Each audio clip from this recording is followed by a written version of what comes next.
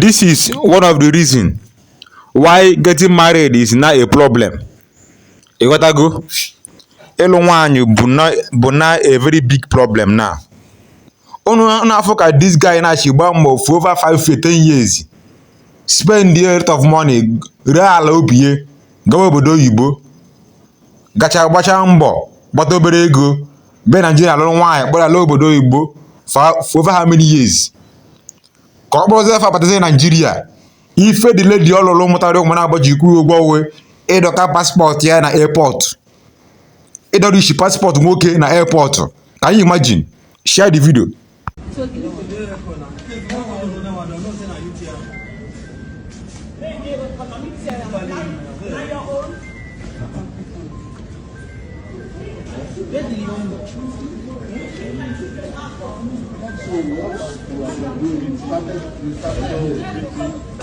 Come on. Yes, come out. If you want to sleep there, you sleep there. Mama, go this Nigeria. Wahala though. Wahala. Wahala.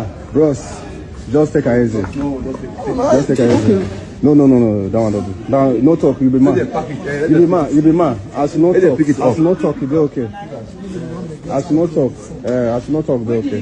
No, I saw you be for self license. No, so you be for self license.